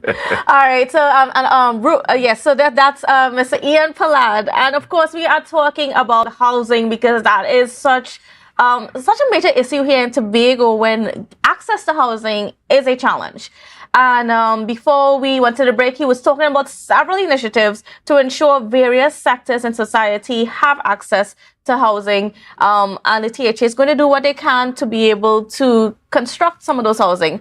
Now, you mentioned the homes that you were going to prepare in Milford Court for those, for a few people who have mobility issues. Mm-hmm. Now, are those going to be funded from the THA or are those going to be part of that design, build, financing arrangement? Those are funded by the THA. So we had the $3 million we had for housing, social affordable housing. Mm-hmm. Then the Chief Secretary gave us a $2 million from the unexpended balances.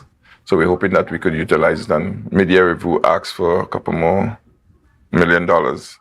But the special purpose company they are charged with doing that now, making sure that we source financing to these constructions. Mm-hmm. So we're hoping that we could get off the ground. It's only Monday they receive their instruments of appointment, so we're hoping that they could. And the 80 units that 80 plus passes we're gonna distribute tomorrow, and it's gonna be they will be sold. Plus these 4 housing units. We hope to use this money back into the system to construct more homes for persons who are in need. Certainly. And then what's also been happening with the home improvement grants? Because that's another line item under your division. Yes. And that's where a lot of people get the assistance to make the adjustments in their homes and so on. Yes. I last year I've put a hold on it just after the start of the new fiscal, because we're looking to implement some measures that we saw in Jamaica on our trip, because we're trying to model what is best fit. Yes. Because we have gotten auditor reports, auditor general report, and even internal audit reports of misuse of the public funds. Mm. And if anybody knows me, I'm very strict. I'm very straight where that is concerned. As I quote from one of I call him my father, Mr. Bertil Sinclair. Once you're doing the right thing, you will have no reason to look over your shoulder. And that is my principle that going forward I will always do. So there are stopgap measures we hope to put in place. We find the forms was a bit onerous. What we want to do, Candice, is that these sums of money that was allocated to each grant, 15,000, 20,000, 35,000 and 50,000. That was since 2002, 2005 mm-hmm. area. Now with the increasing cost of material, we just saw increase in cement last week by $4. Yes. And you're wondering if someone has to do some work on their house, how far could $15,000 carry you? Because that is for material and labor. Mm-hmm. How far can $20,000 carry you? And then we found that some of the grants are not meeting the persons who are really in need. Those persons on the lower end of the income bracket in Tobago. Mm-hmm. I mean, when you go to the communities, we are proud persons. I mean, some of the living conditions are appalling. So the Jamaica model is that the social intervention officers and the engineering team, they usually come out, they do an assessment of your property, and they will say, okay, this needs to be done, that needs to be done. This is a cost of $50,000, $60,000. We give you that. It's a one-off grant. You get the opportunity to bring your house up to a habitable standard, mm-hmm. and then that's it. In the system we have going now, is that every 5 years you could come back and get something, and we find some persons as soon as they're 5 years, one day after their 5-year period, they're back into the system. So there are some persons that who will have to maintain what goes now, but we're going to try to limit that amount. But we really want the help to get to those in the rural areas, and even some. I mean, we were here with Habitat last week, and when you went into Bagatelle, which is considered part of Scarborough, I mean, no, we're not supposed to be living like that. We are proud people as Tobagonians, so we want the monies to meet whoever. The people that really deserve it. So we have had Auditor General reports telling us that they must have a committee to oversee government spending. Mm-hmm. You're going to hear the naysayers say next week that Whitey wicked, Whitey hard black. But once I'm doing the right thing, I'm following the guidance of the Auditor General. So we are putting a oversight committee in place of persons of from different sector of the THA. social workers, engineers that will oversee all grant application for housing and for land, the social affordable landing. So they will do the assessment because it is now done by someone in the unit. And what they do is that we see that favoritism steps in, and then persons who they dislike, they're just discarded and put aside. So we have this team doing that. So it takes the burden off of the administrator who signs. They recommend the administrator just sign, make it an easy flow. But once the persons who really deserve these grants are getting it, I will be happy. And then what about making sure that the time frame for when these grants are issued is suitable? It is your first tranche, really, Candice, is supposed to be within 21 days after assessment. And I'm hoping that we could get to that point. But the second tranche, it depends on you and the recipient with bringing in their bills to the division and have the second tranche process. The process could flow seamlessly, you know. But some person, I encourage persons when they receive the grant, especially for their second tranche, going into the second tranche, make 2 or 3, 4 copies. They don't take computer generated bills. Make sure they are written bills and make 3 or 4 copies, because sometimes some things comes to the division and all divisions and they get lost, they misplaced and whatever. And because they can't be able to find it, they can't process for you to get your second tranche. So I always encourage persons to make copies of these bills, but we are trying to bring it to that seamless where you get 21 days for your first check, and once you bring in the money, you get your the bills, you get your second tranche.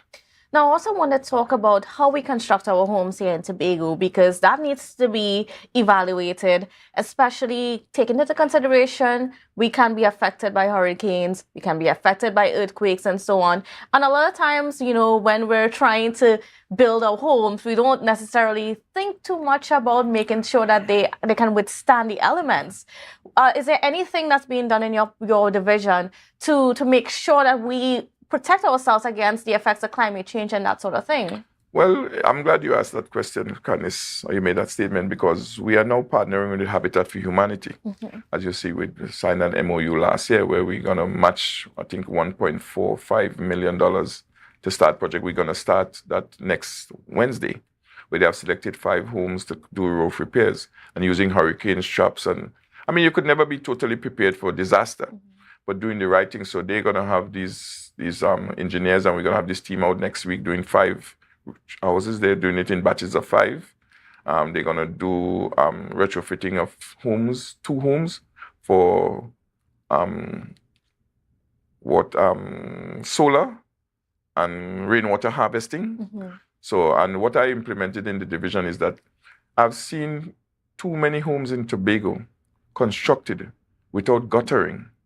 So the water is coming off of the roof, falling right by the post, the foot of the post, and eroding the land after a time.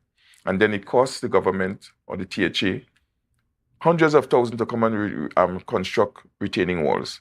So I made sure that they put that in the grants form now, that you could access guttering, you could do the assessment, we do the guttering, make sure that it could take the water away from your property into the drain. So it saves the assembly in the long run, that we don't have to put up with all these costs. But we can't be fully prepared for any disaster, but we are working with Habitat for Humanity. We're so glad that we have them on board. During this week, we're doing the coastal erosion from climate change. So they're really a great asset to the THA. Now, one of the reasons why I asked that question is that being in the media for as long as I have, and being on whenever there's a heavy rainfall, whether it's a hurricane or a storm or whatever the case may be, and you look at the homes that get damaged, it's homes that are not built properly. So are we going to be doing anything within our space to ensure that people do actually, just the public in general, whether it's through the THA or whether it's private people, making sure that we do construct our homes in a better way to withstand as much as possible? That could be done, but Candice, what leads to this problem is that Tobagonian, we construct homes out of our pockets. Yes. We build peace, so we may not be able to follow all the stringent guidelines that you're supposed to do in constructing your home. And that problem stems from the fact that the land titles in Tobago and the approval from Tongue and Country, which is long and onerous. So that is the heart of the problem, whereby persons are not able to access funding to construct their homes. So they have to do whatever they could do. And, you know, if 75% of the persons are employed here under the THA, and we know some of these salaries are capped. You come in, you're BOA 1, you get BOA One, you get $5,100. That is before tax. What can you really do as to get your own home, to do whatever is right? So it will always be a problem because this is how we are. If the system changes and lands could be valued as residential lands, where you have equity in your property. It is valued at $300,000-400,000. You could now access funding to do whatever is right. So it is a whole. It's a whole big problem that starts from the genesis, from where your ability to access funding from loan, so that you could do the right thing. But I mean, we try to encourage person to do whatever is right, because at the end of the day, the problem falls on you and the THA. But I could understand why some people build the way how they build, but we're going to encourage them to do whatever is right. Mm-hmm. And then as we go forward, I mean, are we also going to see about planning in terms of how we do future developments, so that they can be better constructed, the land can be better utilized to minimize the effects of any adverse weather conditions? Well, from the THA standpoint, that is the reason for our trips to go to the Jamaica. Then we were invited by St. Vincent, and I met with the Canadian High Commission on Monday, and they're inviting us to come and look and see this is what you have to do. You have to go out and see how it is done in other places, because some of these countries like Jamaica, they have it right. They have it done right. So we have to just follow these models and hope that we could implement the necessary changes that are needed. Mm-hmm. And then what about the construction of the homes themselves? Are we looking at other methods than the traditional methods? Which is very expensive. Yes, which is very expensive. So that is why the social affordable housing is using alternative material. Mm-hmm. And we're hoping that Tobagonians could buy into that, because the cost of concrete and steel will always increase. And, your salary is not increasing. Mm-hmm. So we're hoping that persons could at least buy into this new model, this new concept, because it is prevailing throughout the world. Mm-hmm. You go to New York, you go to England, you go wherever you go, in this high-rise building built out of the same material, and you spend 1 month there, you're happy, you're comfortable. But here we were growing up in the concrete and steel, and we believe that it is hard to change. But the hardest thing in life is change, to accept. But we have to get people to that mindset and that place that we got. There's a cheaper method.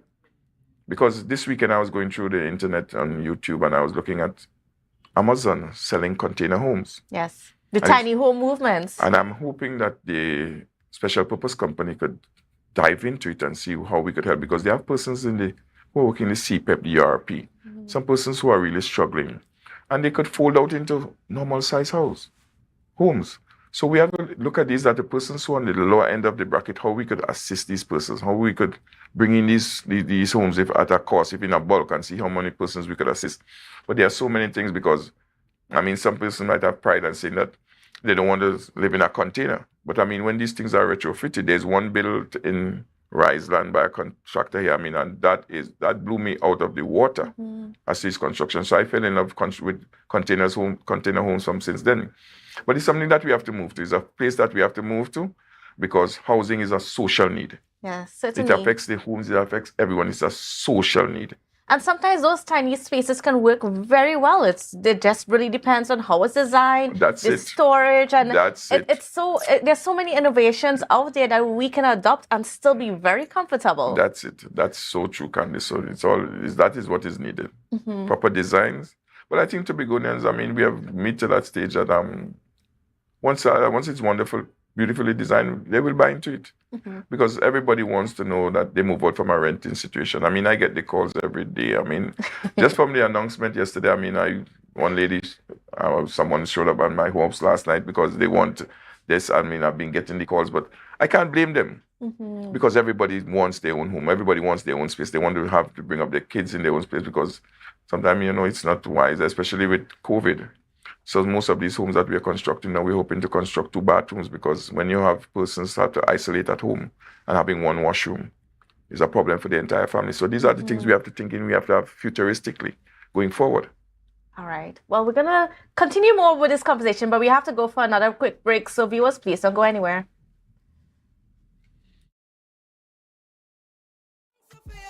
So wake up and hear me neighbor, 60,000 people strong, and the vibes is never. Scrub Ties brings to you our organic fat dissolving shots. Yes, guys, our lemon butter shot breaks down stubborn fat, tightens any loose skin while increasing your metabolism. No side effects, no downtime. We also offer cavitation, cellulite treatment, butt, breast, hip dip fillers, weight loss, fertility IVs, and much more. Contact us on 495-6624 or follow us on Instagram at Scrub Ties Body Contouring.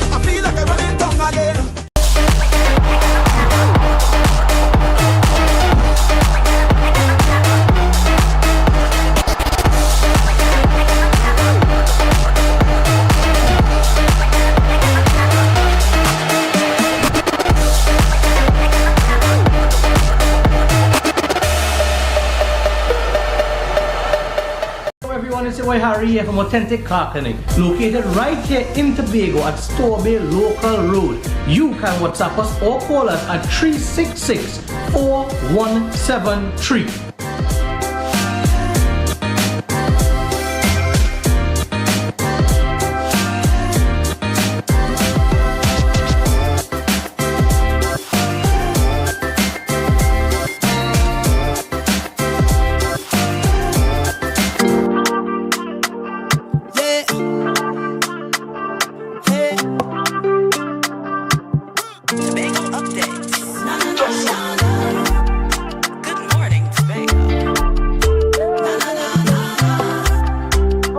Good Morning Tobago on Tobago Updates. Because we are continuing our conversation this morning with Secretary Ian Pollard as we discuss what's been going on with housing, public utilities, and even a little bit of his area, Mason Hall, Moriah. We're going to get into those conversations, but I just want to ask you a little bit, because we know that access to housing, access to land has always been a challenge here in Tobago. And in terms of, qualifying for a mortgage, especially for young people, it's our parents could afford homes, but the generation now, the generation after me, it's very difficult. It's not the same.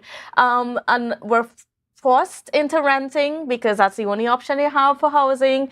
And is there anything being considered to, I don't know, maybe allow young people who have had a history of renting to perhaps transition into owning a home with their track record of being able to pay rent? Because we know sometimes rent is more than mortgage, but yet you still can't qualify for a mortgage. All these challenges. Well, we are looking at several avenues, Candice. We are looking at intergenerational home ownership, where that your parents, you could sign on with your parents. And then if they pass on, that you now take over these things. So we have to be innovative in order to provide for the young persons. But I'm going to tell you, the board of directors, the young innovative minds that were appointed, they are looking at every avenue to make homes available to young persons especially. Because I was recently, I did had distribution of lands with Tateco, because I think they invested in INES development. And it was shocking to see the number of young persons that were selected to own homes. Some of them working in my division, they are 20-something, 25, 26, and they were given that. And that is what we have to start to do. Have persons have this pride from this young age. You don't have to be 60 to own a home or 50. You have to have this responsibility from early. So we're hoping that we have different avenues that we could introduce so that younger persons could have access to them. But what I try to encourage persons is that do not get caught up in the motor car industry. Because, they come, they tie you down, they tie you for 7 years. Because, they may not like what I'm saying this morning, but, your salary is pegged to the bank for 7 years and they offer you insurance. And as soon as a new vehicle come out, they ask you to trade in and keep you tied there. And then when an opportunity comes for you to buy a parcel of land or to construct your home, you cannot because your salary is tied to the bank. Avoid higher purchases as much as possible. If you're buying something, try to pay off it as quickly as possible. Try to get as much disposable income as you can, because that is what the bank looks at. Because once you could see that you have the employment and you could see the history that, okay, this person is able to pay for it, your avenue is open. But if you're burdened or riddled with a lot of expenditure, that is going to cause a problem. Then they're going to tell you can't afford a mortgage. So these are the trappings that you have to be aware of and stay far away from it. For now, after you get your home, you still catch car. We still have a good, viable taxi situation in Tobago. You just have to do the sacrifice, and that is what is needed most of all. Certainly. All right, and I want to talk a little bit about what's been happening in your electoral district of Mariah Mason Hall. I know, well, earlier on, we touched on a lot of the problems in terms of access to lighting and so on, and even increasing the water supply in the area. Well, we saw the booster stations being commissioned. Of course, unfortunately, you were not a part of that. But tell me about some of the other developments that are happening within your district. Well, Candice, I'm trying to do whatever I can from out of my pocket in the community. We know garbage is a problem, so we started constructing some bins. I know I'm of the claim because I was in another media house yesterday, and they were saying the young men were irate with me about not providing jobs. But, there's so much persons that we could employ. Mm-hmm. Because I don't know if persons look at it, but between 900 to 1,000 persons leave high school every year. We know that we have the THA hires almost everybody on the island. Mm-hmm. So you could imagine over a 4-year period, we have 4,000 persons who may come out with full passes, those who have gone on to study, those who were struggling and have a trade, and everybody's looking for employment. So there will always be challenges where employment are concerned. But I'm hoping that with the injection of these housing projects, that persons could go and seek employment where they are and be able to help better themselves, improve their lives, but not just sit down and wait for a government job, because I think personally that some persons they depend, not say that they depend, but the former regime, this early morning syndrome is now coming back to affect us somewhere down the line, because you have persons who they're pointing them in the direction of private sector that has 8-hour work. But they tell you now they're looking for something early because they want to do some other hustle. And so it's really a problem. So the young men in my community, I'm just told to have patience. And I was talking to a friend last night, and I'm the secretary for housing and lands. And very few young persons in my constituency have approached me and said, well, okay, Sec, YT, I want to own a piece of land. What do I have to do? I'm always telling them this is what I want, because I went into politics not just to give persons like a early morning job, something that is temporary. Mm-hmm. I want to make meaningful changes in person's life. And when you own a piece of land, when you own a home, that's your whole family that is affected, 10, 5, 6, 7 persons. Because most of these young people today have 2, 3, 4 children. You could provide, shelter for your family. So I intend to, my rule as a politician is to make meaningful change. So when I walk out the door or leave this job, I know that I'll leave a lot of persons satisfied that, okay, I was given the opportunity that I didn't think I would ever have in life. Now, I know one of the things that you first started doing, I think even during the 6-6 period, was to have a parcel of land where you had a community farming project going on, and that would involve some of the young men in the community. How was that going? No, that was a family project, because I come from a big family, but this job is taking so much of my time. And then my nephew that I worked with, because he was spared, because he was the one who constructed the greenhouse. He's an underwater welder. So he's sometimes out in Europe, he's out in the United States, so he's back and forth. But I have a brother living there, he does his own planting, but we don't have the opportunity to plant as much as we want. The one brother there, he does whatever he could under the greenhouse, he's planting dashing. But I'm hoping that the young men could really get into agriculture, because it could be viable. But it's just that the opportunity that they need. Mm-hmm. Because those lands are working with private lands, because my father was always an investor in lands and property. So that's where I got that from. Certainly. But then what about even the farming community in your district? Because there's a lot of farmers. In fact, there's those large parcels of land in like Indian Walk and in Easterfield and so on that is designated for farming. Yes. How is that going? And are we going to see even some more of those lands being given out to farmers? Well, I know my colleague, Secretary Pantin, she has lands to be given out on the Belmont Road in Mason Hall. They're first doing the access road. Those persons in Indian Walk, I think they are having some challenges with the road. I know I spoke to Secretary James about getting the grader to go and give them proper access because I know that's part of the problem. But there are certain challenges that these guys meet, and they call me out and they call irate because they're just fed up because things are not happening as quickly as it should. But we ask them to just be a little patient with us. We're going to try our best to repair the roads where that is needed. But I know Secretary Panting is doing a wonderful job in agriculture, and the whole process of granting lands, I think you're going to see sometime this year that will be distribution of lands to farmers, but we're hoping that we could really ramp that up so we could be self-sufficient where agriculture is concerned. All right, and then in terms of crime in your area, because we had some incidents in the last few months that's been in your area. What have you been doing in terms of engaging the young men and trying to see how we could fix some of those social issues within our community? Well, there's not for a lack of trying, but once someone makes up their mind to do something, they're going to do it because they know that they need. Because this weekend, actually, I was at the Moriah police station. I went and spent some time with the police officers. They look at their conditions that they are in Mason Hall, decided to do an intervention because some of the things that they need they're really in need of some stuff at the police station. And I said, what is the situation? He said, beside the little marijuana, he said, your area not bad. And then he showed me AK-47 rifle that they got from somewhere in Old Grong in Golden Lane or somewhere down there. And he said, you don't have no set of crime, but it's just that the young men and them with the liming on the block and the marijuana and stuff like that. So I was much pleased about that it's not that high. I know that in my community, we have several murders previously taking place. And it's something I've clamored for a number of years in that Mason Hall is one of the only community or villages in Tobago that has 5 entrances, points of entrance. And we do not have a camera placed nowhere in Mason Hall. It is so bad that someone came in Mason Hall and stole a 25-seater Maxi and was only caught when it passed Bill Brown in Government House Road, because that is where the camera is. And it's something that I've always been advocating, that Mason Hall need cameras on points of entrance and exit so that at least if anything happened, that the perpetrators could be caught. So I'm always clamoring out. I'm going to do my best. I'm going to try with the young men.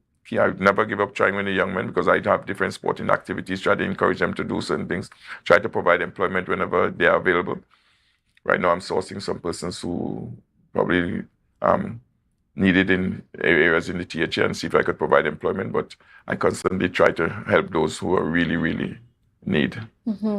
So, well, we're almost to the end of our conversation this morning. We're actually almost out of time, but I just want to give you a couple minutes to just to speak to your community and even Tobago about some of the things that you have in store for us. Well, I thank you, Candice, but I'm partnering with the Kiwanis Club.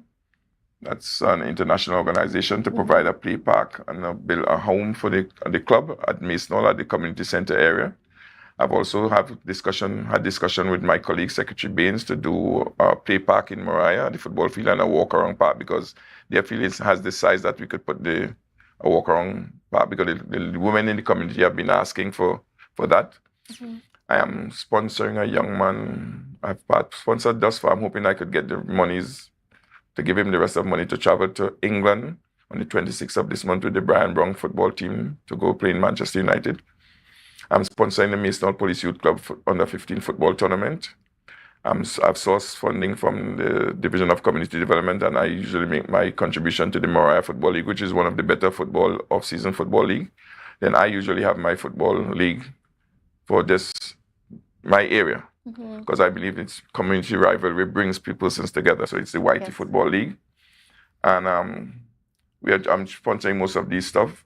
Also, what I'm doing for the people on Adelphi Estate, we have about 85 persons on the Adelphi Estate that has letters of comfort. So I'm hoping that they could get deed of lease this year because you could use state property now to mortgage. And most of these lands that they're living on carries values of up to 300,000 to 400,000, so they have equity in their property, so that they could be given this measure of comfort that they could now look for funding to improve their own homes and take some burden off the big House of Assembly. And there's a family that is dear to me in Highland Road, the Hamilton family. There's always the reciprocating Mason Hall and the Easter Monday. And we in the rural areas are looking at, some persons don't have the finances to go out to Bucco and Mount Pleasant. So they have a lot of bouncy castle fun games and stuff like that. So they're asking me to contribute so that we could have that out on the same Easter Monday in the car park, so the family could come out, the kids could play. So I'm also looking to do that. But what I'm helping to, I hope to start the Dem Boys pan tent this year, because in the north side we have no pan side whatsoever. But I've been working on something quietly in Mason Hall. When you enter Mason Hall, all the lands on the left-hand side, that is Adelphi Estate. It's 145 acres of lands. Persons are living on it. And I know I asked the Senior State Council to do some work for me and the valuation department. And they have went out, they have done this survey. They have a lot of artifacts there, historical artifacts on that side. So it's at the Director of Land Management in Trinidad, and they have put a value to it. So I'm hoping that 145 acres, this Chief Secretary now could write the central government asking for it to be acquired for village expansion for the persons in Mason Hall. Because if you could acquire all that land in Crown Point for the airport, where persons need homes, where we have 145 acres, and even though it costs us between 10 to 20 million TT dollars for $145 million, 45 acres, that's a giveaway. So we're hoping that they could accede to our wishes, that we could extend the persons on the north side, because we have lost 22 homes in 10 years on the north side of Tobago. We don't have a fire substation. The police station in our area is the oldest. We don't have an ambulance unit. And that was one of my campaign promises, that we have a substation, one fire unit, so they could contain while they have support from Roxborough or from Canby, till, to contain the fire. And we have ambulance services. The Boris family in Palliative, one of them lost their daughter about 2-3 weeks ago. It took the ambulance 3 to 4 hours to get here, to Palliative, because we know we are deficient in the number of ambulances on the island. I know Secretary Israel, the Deputy Chief Secretary, is working assiduously to get more ambulance on the island. So we're hoping that we could see that increase as quickly as possible. But the north side really needs revamping, it needs revitalization. And I hope that the people from Mason, Moria and onwards, Castara, Palliative, that we really come together to make the north side viable, because we have the Highlands waterfall, we have many assets. Yes. We have many facets. We have Mason King Peter Bay Road, very beautiful. So we're hoping that we could get that buy-in by the community, that we could really build the north side and make the north side, just like how Castara is famous, to make other parts of the north side really, really famous. So these are some of the things that I really, really want to work on, that is dear to me. And hope that the person's buying. But I'm really, really glad where we are with the Adelphi Estate. I'm really, really glad, because there are persons there that are listening. I hope that you're hearing it for the first time, that you may not have been seeing me, but I've been working quietly to make sure that you are now the owner of the parcel of land that you are living on, and that we could have village expansion in my community. And I'm pretty certain that those villagers would be so happy to hear that. Yes, I know they would. All right. Well, then thank you so much, Mr. Pollard, for being on with us. It was certainly a pleasure speaking with you this morning. So, yeah, thank you. You're welcome. All right, viewers. So that's how we're going to wrap this show this morning. So hope you have a safe and wonderful day, and we'll see you again tomorrow. Bye for now.